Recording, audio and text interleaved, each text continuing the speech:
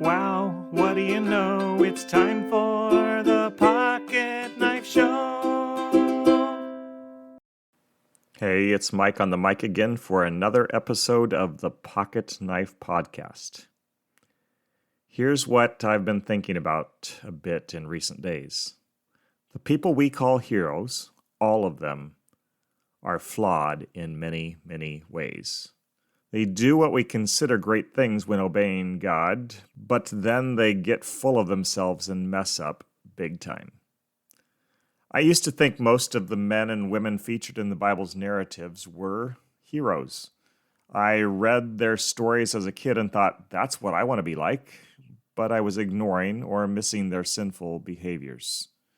Part of this is due to the fact that most children's Bible storybooks gloss over or omit the dumb stuff done by men and women featured in their pages. They only publish the glowing accounts of faithfulness, not the falterings or failings which come before or follow after. Let me give you an example or two.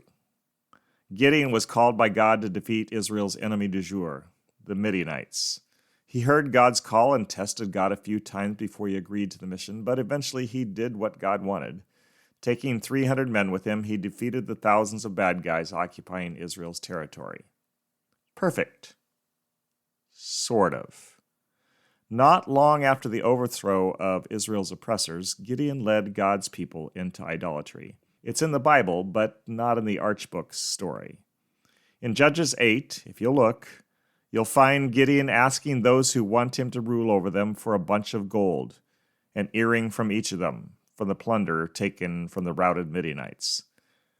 The men of his army gladly give him the gold he requires, and, verse 27, Gideon made the gold into an ephod, which he placed in Ophrah, his hometown. All Israel prostituted themselves by worshiping it there, and it became a snare to Gideon and his family. Hero? Is David any better? He's pretty humble to begin with, the youngest kid who gets anointed to be king secretly. He defeats the giant from Gath, the hero of the Philistine armies. Goliath is his name. And then David leads God's people in victory after victory. He becomes king eventually. That goes well for a good long time until he decides in a moment of weakness or stupidity to sleep with another man's wife.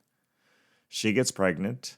David tries to cover it up. When that doesn't work, he sins by the poor man's own hand, orders to his top commander to make sure the guy dies in battle. He purposely sends the man into harm's way so he'll die. And David's sin won't be exposed. Hero? Name a man or a woman from the Bible who's without faults. There are only a handful who have none of their failures reported to us. Daniel and Esther come to mind. I'm sure they did sin, but we're not given the details. The rest of the crew? Are they perfect? Jonah? Nope. Abraham? Nope. Moses? Nope. Joseph? Nope. Saul? Nope. Samson? Nope, nope, nope, nope, nope, nope. Peter? Nope. Thomas? I doubt it. The Bible tells us the stories of each person's faithfulness and their faltering, so we will know not to put any human up on a pedestal. So we'll know that humans make poor heroes. God is the only true hero of the Bible, and of life as we know it today. God is faithful to his promises, generation after generation, even when his people rebel and he has to punish them or send them into exile or allow their defeat. When they cry out to him, he rescues. God shows mercy over and over and over and over again. He offers forgiveness more times than any of us would want to. When we're sinned against, we want revenge. Now, when he's sinned against, he wants to save and heal and restore.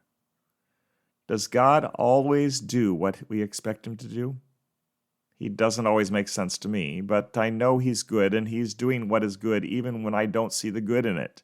His vision and understanding is far above mine, and so I trust him. He's my hero, my only hero. Does that mean I won't look at the faithfulness of others in their best moments and be encouraged? Of course not. I'm thankful for the great things men and women did in the Bible with God's help. I see God in that. I'm thankful for the good things my friends and neighbors do today with God's help. I see God in that as well, but I'm not putting my trust in the best of humans because the best of humans won't get it right all of the time. My trust is in God alone. Praise God. He's the hero I need. He's the faithful one.